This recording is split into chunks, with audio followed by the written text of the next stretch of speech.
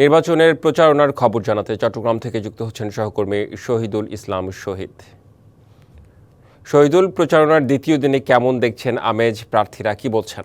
শহীদুল, আপনি নিশ্চয়ই আমাকে শুনতে পেয়েছেন। প্রচারণার দ্বিতীয় দিনে প্রচারণা কেমন দেখছেন, আমেজ কেমন দেখছেন, প্রার্থীরাই বা কি বলছেন?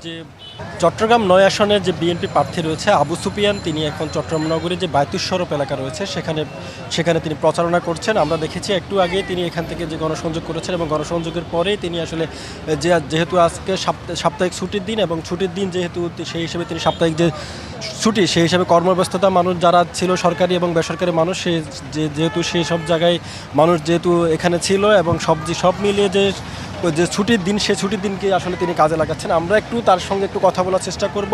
আসলে আপনি একটু বলবেন যে আজকে তো আপনি অনেক প্রচারণা চালিয়েছেন, সেখানে নির্বাচনী আপনি প্রতিশ্রুতি দিয়েছেন, ছোট করে একটু প্রতিশ্রুতি। ধন্যবাদ। আসলে আমরা সকাল থেকে নির্বাচনী প্রচারণা আমরা শুরু করেছি, পশ্চিম বাঁকুড়ে করেছি। এখন আমরা নামাজের পরে এখান থেকে প্রচারণা শুরু করবো একটু পরেই।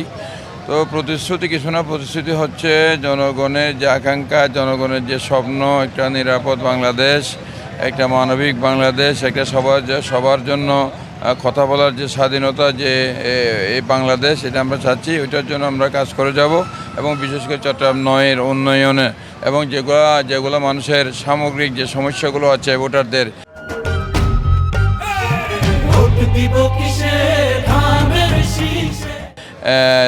সেই সমস্যার সমাধানে আমরা কাজ করে যাব ইনশাআল্লাহ। ধন্যবাদ আপনাকে।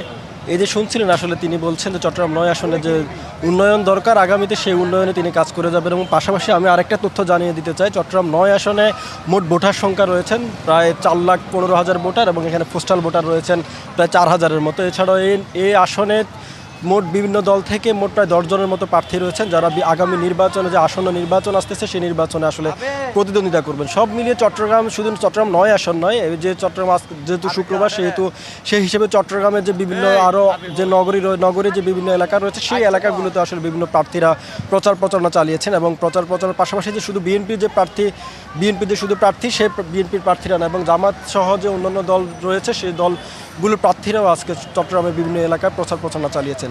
চট্টগ্রামের বায়তুস শরফ এলাকা থেকে এই ছিল আমার কাছে থাকা সবশেষ খবর। জি, নিশ্চয়ই শহীদুল, ধন্যবাদ আপনাকে।